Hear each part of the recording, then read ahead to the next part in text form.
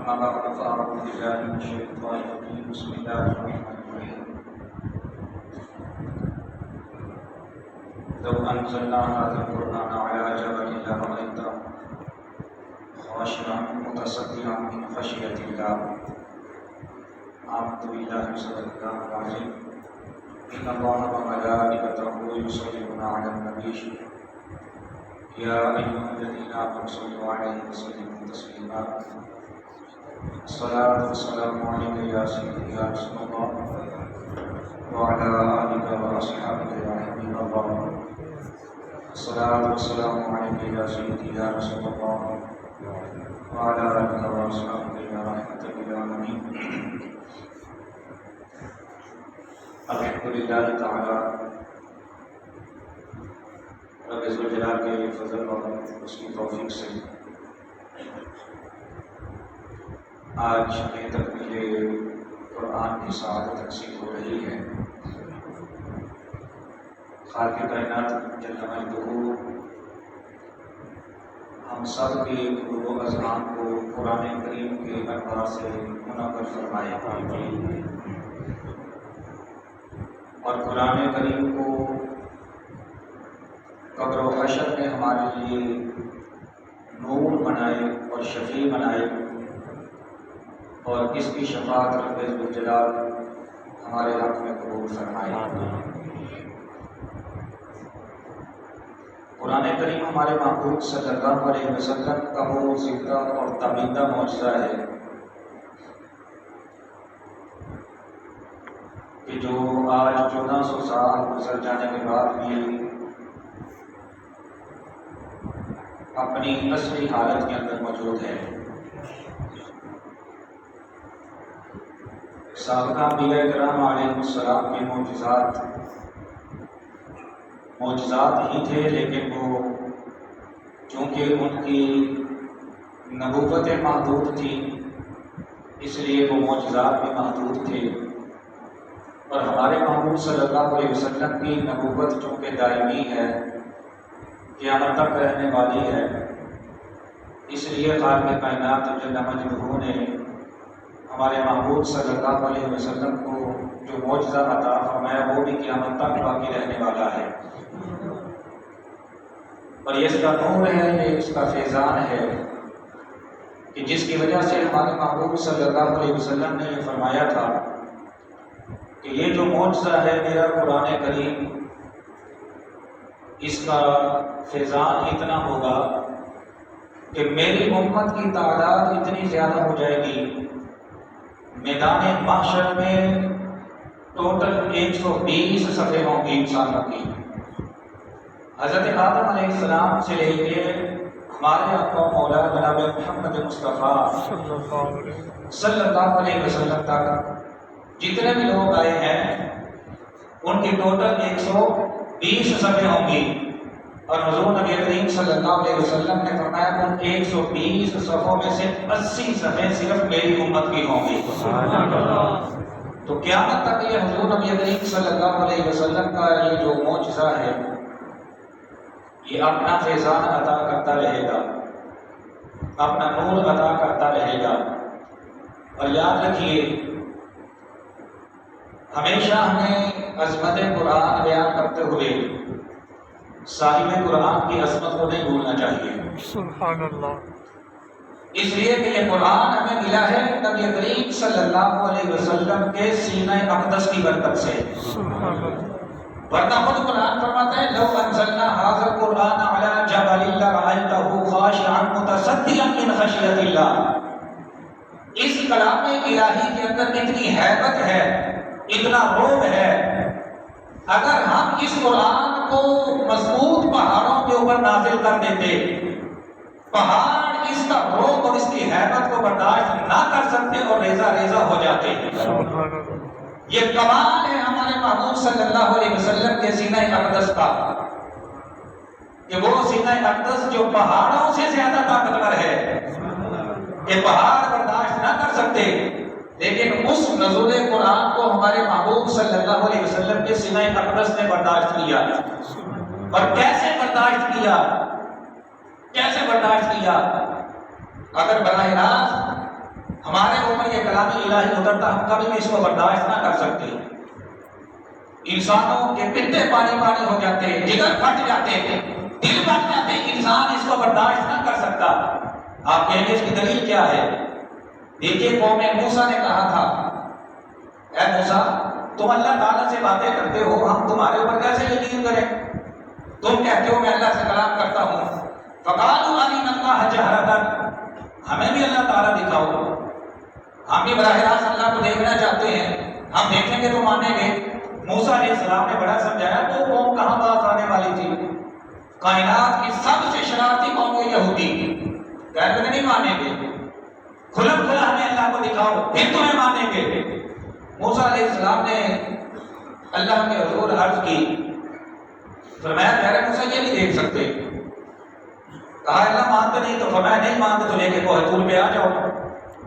70,000 بندہ تھا قوم موسیٰ کا، اس میں سے 70 بندے انہوں نے منتخب کیے کہ تم جاؤ موسیٰ علیہ السلام کے ساتھ کوہ طور پر اور اللہ تعالیٰ کو دیکھ کے آؤ۔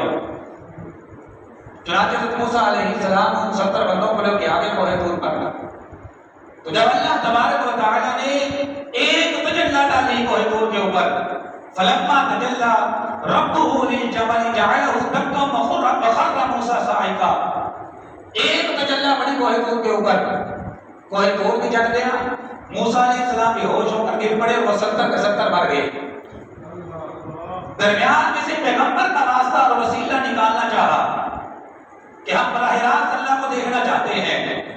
اگر موسیٰ علیہ السلام کے ذریعے اللہ کے جلووں کو دیکھتے رہتے تو برداشت کر جاتے۔ انہوں نے کہا ہمیں تو براہ راست دیکھنا ہے، تو اللہ تعالیٰ نے فرمایا لو پھر دیکھ لو، وہ 70 کے 70 مر گئے۔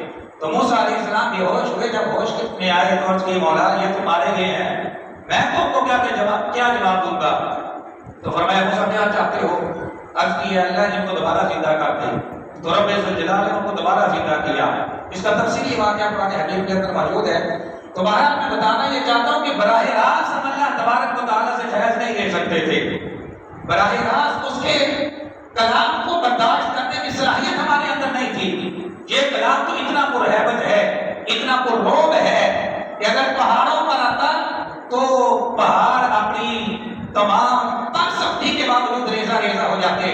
یہ کمال ہے سینہ مصطفیٰ کا کہ اس سینہ مصطفیٰ پر یہ کلام الہی اترا ہے، اور جب اترا اس کے اندر جلال تھا، اس کے اندر رعب تھا، اس کے اندر ہیبت تھی۔ یہ کمال ہے سینہ مصطفیٰ کا کہ اس سینے نے اس کو جذب کیا ہے اور اس کے جلال کو جمال کے اندر بدل کر ہمیں عطا فرما دیا ہے۔ نعرہ تکبیر، نعرہ رسالت، نعرہ تحقیق، نعرہ حیدری، شان مصطفیٰ، عظمت قرآن۔ اگر یہ قرآن اپنی اسی اصلی حالت میں رہتا ہم تو اس کی تلاوت نہیں کر سکتے تھے۔ اتنا روب ہے اس کے اندر، اتنا جلال ہے اس کے اندر، تو یہ ہمارے محبوب صلی اللہ علیہ وسلم نے اس کو برداشت کیا، اور وہ تنقید جو امت کے اوپر آ سکتی تھی اس کو میرے محبوب صلی اللہ علیہ وسلم نے خود برداشت کر لیا۔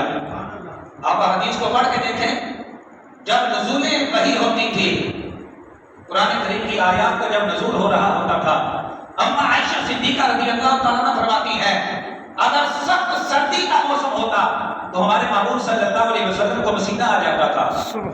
مولا علی شیر خدا رضی اللہ تعالیٰ عنہ فرماتے ہیں ایک دن حضور میری ران پر سر انور رکھ کے آرام فرما رہے تھے کہ اچانک وحی کا نزول ہو گیا، قرآن کریم کا نزول شروع ہو گیا۔ فرماتے ہیں حضور کا سر انور میری ران پر تھا، تو فرماتے ہیں کہ اتنا مجھے بوجھ محسوس ہوا کہ مجھے یوں لگتا ہے کہ میری ران ٹوٹ جائے گی۔ یہ کیفیت ہوتی تھی، اور حدیث کے اندر آتا ہے کہ اگر حضور کسی سواری پر سوار ہوتے اور وحی کا نزول ہو جاتا تو سواری اس بوجھ کو برداشت نہیں کر سکتی تھی، بیٹھ جاتی تھی۔ تو وہ تکلیف جو امت کو آ سکتی تھی نزول وحی کی وجہ سے، وہ ہمارے محبوب صلی اللہ علیہ وسلم نے خود اپنے سینے اقدس پر برداشت کر دی، اور اس جلالی کلام کو جمالی کلام بنا کے ہمارے سامنے پیش کر دیا۔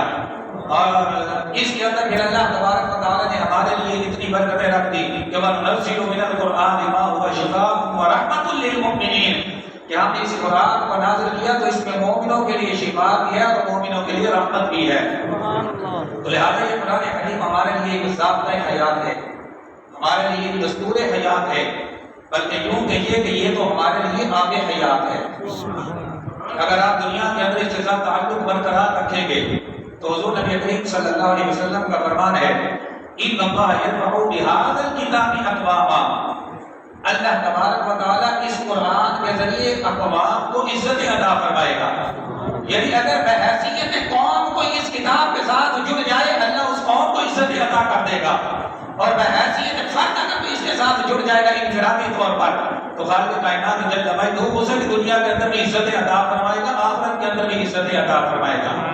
تو لہذا یہ بہت بڑا تحفہ ہے ہمارے لیے، اگر ہم اس کی قدر کو جانیں، اگر ہم اس کی عظمت کو سمجھ لیں۔ دیکھیں یہ ایسی کتاب ہے آپ جتنی بار بھی پڑھیں گے اتنی بار ہی لطف آئے گا، جتنی بار پڑھیں گے اتنی بار مزہ آئے گا، اور ہر بار نیا مزہ آئے گا۔ اور الحمدللہ اللہ تعالیٰ کے فضل سے اور اس کی توفیق سے اور نبی کریم صلی اللہ علیہ وسلم کی نظر رحمت سے اور والدین کی دعاؤں سے اور اساتذہ کی محنت کی صلہ میں الحمدللہ میں نے آج 26 کو مسلح سنایا ہے۔ یہ تحقیق سے نعمت کے طور پر عرض کر رہا ہوں، لیکن 26 مرتبہ ہر دفعہ خدا کی قسمیں پڑھنے میں نیا مزہ آتا ہے۔ بندہ تو 6 دفعہ کتاب پڑھتے تو اتار جاتا ہے، لیکن ہر دفعہ جب پڑھا جاتا ہے اس کو ایک نیا مزہ آتا ہے۔ یہ اس کلام الہی کا اعجاز ہے، اور یہ اس کے کلام الہی ہونے کی دلیل ہے کہ جب آپ اس کو پڑھیں گے ہر دفعہ ایک نیا مزہ آئے گا، ایک نیا لطف آئے گا۔ اور اگر آپ اس کے معنی اور مفاہیم کے اندر غور کریں گے، جتنے آپ قرآن کریم کو پڑھیں گے خدا کی قسم ہے ہر دفعہ یہ نئے معنی اور نئے مفاہیم آپ کے سامنے کھولتا چلا جائے گا۔ یہ اعجاز ہے اس قرآن کریم کا جو خالق کائنات جل جلالہ نے اپنے کلام اس پاک کلام کے اندر رکھ دیا ہے۔ تو لہذا ہمیں یہ چاہیے کہ اس کے ساتھ محبت کریں، اس کو اپنے لیے ضابطۂ حیات بنائیں، دستور حیات بنائیں، زندگی کے اندر اس کو اپنا ایمان بنائیں تاکہ قبر کے اندر بھی یہ ہمارے کام آئے، میدان محشر کے اندر بھی ہمارے کام آئے۔ کیونکہ جتنی محبت سے کوئی دنیا کے اندر قرآن کریم کی تلاوت کرے گا تو یہ قرآن کریم ایسی چیز ہے کہ جہاں سارے بھاگ جائیں گے قرآن کریم وہاں پر جا کے بندے کی سفارش کرے گا، وہاں پر جا کر بندے کی سفارش کرے گا، وہاں پر بندے کا ساتھ دے گا کہ جہاں سارے ساتھ چھوڑ کے آ جائیں گے۔ ترمذی شریف کے اندر حضرت عبداللہ ابن عباس رضی اللہ تعالیٰ عنہ سے ایک روایت مروی ہے، وہ کہتے ہیں کہ ایک صحابی ایک مرتبہ کسی سفر پر تھے، تو آپ جانتے ہیں کہ عرب کا جو علاقہ ہے یہ ریگستانی علاقہ ہے، تو اس وقت تو دور دراز تک آبادیاں نہیں تھی، آج بھی وہاں کئی میل تک جو ہے وہ آبادیاں نہیں ہیں۔ تو اس وقت کے لوگ پیدل سفر کرتے تھے، سواریوں کے اوپر سفر ہوتے تھے، تو وہ کیا کرتے تھے کہ سفر میں اپنے ساتھ خیمہ رکھا کرتے تھے، جہاں پر تھک جاتے آرام کرنے کی ضرورت آتی خیمہ لگاتے اس میں آرام کر لیتے۔ تو کہتے ہیں کہ ایک صحابی تھے وہ سفر میں روانہ ہوئے، دوپہر کا وقت ہو گیا، سخت دھوپ چڑھ آئی، تو جب سخت گرمی ہوئی انہوں نے ریگستان کے اندر خیمہ لگایا، اور جب آرام کرنے کے لیے وہ اپنے خیمے میں لیٹے تو انہوں نے محسوس کیا کوئی سورہ ملک کی تلاوت کر رہا ہے، سورہ ملک کی تلاوت کی آواز آ رہی ہے۔ وہ خیمے سے باہر نکلے، دیکھو بندہ یہاں پر کون ہے، ادھر ادھر دیکھا کوئی بندہ بھی نہیں ہے، آواز تلاوت کی آ رہی ہے، پڑھنے والا نظر نہیں آ رہا۔ خیر تو لیٹے رہے، وہ بندہ قرآن سورہ ملک کی تلاوت کرتا رہا، تبارک الذی سے شروع کی اس نے اور پوری سورہ ملک کی تلاوت کی۔ اب وہ صحابی بڑے حیران ہوئے کہ پڑھنے والا نظر نہیں آیا۔ کہا اچھا، جب واپس جاؤں گا نا مدینہ شریف کے اندر تو جا کر اپنے محبوب صلی اللہ علیہ وسلم سے پوچھوں گا یہ پڑھنے والا کون تھا اور یہ آواز کہاں سے آ رہی تھی، کیونکہ انہیں یہ پریشانی اور گھبراہٹ نہیں تھی کہ جس محبوب کا ہم نے کلمہ پڑھا ہے انہیں غیر کی خبر کوئی نہیں ہے۔ اگر ان کا عقیدہ اور نظریہ یہ ہوتا تو کہتے کہ میں یہاں پر موجود ہوں، مجھے تو بندہ نظر کوئی نہیں آیا، اور حضور تو یہاں سے سینکڑوں میل دور مدینہ شریف کے اندر بیٹھے ہوئے، انہیں کیسے پتا چلے گا؟ عقیدہ ان کا یہ نہیں تھا، یہ جامع ترمذی کے اندر روایت موجود ہے۔ عقیدہ ان کا یہ تھا کہ اگرچہ میں یہاں پر موجود ہوں، مجھے پڑھنے والا نظر نہیں آیا اور مجھے پتا نہیں چلا یہ آواز کہاں سے آئی ہے۔ ہمارے محبوب اگرچہ سینکڑوں میل دور بیٹھے ہیں لیکن انہیں پتا ہے پڑھنے والا کون ہے اور یہ آواز کہاں سے آ رہی ہے۔ سبحان اللہ۔ واپس آئے مدینہ شریف کے اندر، گھر میں نہیں گئے، سیدھے حضور کی بارگاہ میں پہنچ گئے۔ رسول اللہ صلی اللہ علیہ وسلم اس دفعہ دوران سفر بڑا ایک عجیب واقعہ میرے سامنے آیا ہے۔ نبی کریم صلی اللہ علیہ وسلم نے پوچھا وہ کیا؟ قال یا رسول اللہ صلی اللہ علیہ وسلم، میں نے دوران سفر آرام کرنے کے لیے ایک جگہ خیمہ لگایا، تو جیسے میں آرام کرنے کے لیے بیٹھا تو مجھے سورہ ملک کی تلاوت کی آواز آنے لگی۔ میں نے اٹھ کے ادھر ادھر دیکھا، بندہ کوئی نظر نہیں آیا، تلاوت کی آواز برابر آتی نہیں، یہاں تک کہ اس بندے نے پوری سورہ ملک کی تلاوت کی۔ تو حضور یہ ارشاد فرمائیے وہ پڑھنے والا کون تھا، وہ آواز کہاں سے آ رہی تھی؟ میرے محبوب صلی اللہ علیہ وسلم نے جب ان کا سوال سنا تو آگے سے یہ نہیں کہا کہ انما انا بشر مثلکم، دیکھو میں بھی تمہاری طرح کا بشر ہوں۔ جیسا کہ آج کچھ لوگوں کا عقیدہ اور نظریہ ہے کہ جیسے معاذ اللہ ہمارے دو کان ویسے ان کے بھی دو کان ہیں، جیسے ہماری دو آنکھیں ویسے ان کی بھی دو آنکھیں تھی، تو دو آنکھیں لیکن ہماری آنکھوں کے اندر ان آنکھوں کے اندر بہت زیادہ فرق تھا، ہمارے کانوں کے اندر اور ان کانوں کے اندر بڑا فرق تھا۔ جب صحابی نے سوال کیا تو ہمارے محبوب صلی اللہ علیہ وسلم نے جواب کیا دیا؟ فرمایا میرے ساتھی جہاں پر تو نے خیمہ لگایا تھا وہاں پر ایک مرد مومن کی قبر ہے، وہاں پر ایک مرد مومن کی قبر ہے۔ وہ بندہ دنیا کی زندگی کے اندر سورہ ملک کے ساتھ بڑی محبت کرتا تھا، اب اللہ تبارک و تعالیٰ نے اس کو یہ توفیق بخشی ہے وہ قبر کے اندر بھی سورہ ملک کی تلاوت کر رہا تھا۔ سبحان اللہ، نعرہ تکبیر، نعرہ رسالت، نعرہ رسالت، نعرہ تحقیق، نعرہ حیدری، عظمت مصطفیٰ، عظمت قرآن۔ لہٰذا یہ قرآن کریم کا اگر آپ دامن پکڑ لیں گے نہ تو دنیا کے اندر ہی آپ کا دامن چھوڑے گا، آپ کا ساتھ چھوڑے گا، نہ قبر کے اندر چھوڑے گا، نہ میدان محشر کے اندر چھوڑے گا۔ وہاں پر احادیث کے اندر یہ بات موجود ہے کہ سرکار عالم صلی اللہ علیہ وسلم نے فرمایا کہ قیامت کے دن یہ قرآن کریم شفاعت کرے گا لوگوں کی جنہوں نے اس کو اپنا پیشوا بنایا ہے، جنہوں نے اس کو اپنا امام بنایا، یہ ان کی شفاعت کرے گا۔ اور جب تک اللہ تبارک و تعالیٰ اس بندے کو چھوڑ نہیں دے گا جس کی یہ شفاعت کرے گا تب تک یہ شفاعت ختم نہیں کرے گا، اسے بخشوا کے چھوڑے گا۔ تو لہذا اتنا بڑا انعام ہے جو اللہ تبارک و تعالیٰ نے یہ قرآن حکیم کی صورت کے اندر ہمیں عطا فرمایا ہے کہ جس کے ہر حرف پر ہمیں نیکیاں عطا کی جاتی ہیں، جس کے ہر حرف کے اندر اللہ تبارک و تعالیٰ نے نور رکھا ہے، جس کے ہر حرف کے اندر خالق کائنات جل مجدہ نے ہمارے لیے ہدایت رکھ دی ہے۔ تو ہمارا بھی فرض بنتا ہے کہ ہم اس قرآن کو اپنے سینوں کے اندر جگہ دیں، اس کے ساتھ محبت کریں، تلاوت قرآن کو اپنا معمول بنائیں۔ حضور نبی کریم صلی اللہ علیہ وسلم کا فرمان ہے کہ جب کوئی بندہ محبت کے ساتھ قرآن کریم کی تلاوت کرتا ہے تو کوئی گانا گانے والی عورت جو ہے اس کے گانے کو لوگ اتنا کان لگا کے نہیں سنتے، اتنی توجہ سے نہیں سنتے جتنی توجہ کے ساتھ اللہ تعالیٰ اس بندے کے قرآن کو سماعت فرماتا ہے۔ بندہ جب محبت سے پڑھتا ہے اتنی توجہ کے ساتھ اللہ تبارک و تعالیٰ بندے کے قرآن کریم پڑھنے کو سماعت فرماتا ہے۔ تو لہذا اس کو حفظ جام بنا لیجیے، اس کو حفظ جام بنا لیجیے، اس کو اپنا پیشوا بنائیے، اس کے ساتھ محبت کیجیے۔ اس کی محبت انشاءاللہ دنیا میں بھی کام آئے گی، قبر کے اندر بھی کام آئے گی اور انشاءاللہ حشر کے اندر بھی کام آئے گی۔ اللہ تبارک و تعالیٰ ہم سب کو قرآن حکیم سے سچی محبت عطا فرمائے اور دنیا و آخرت کے اندر ہمیں قرآن کریم کا ساتھ عطا فرمائے۔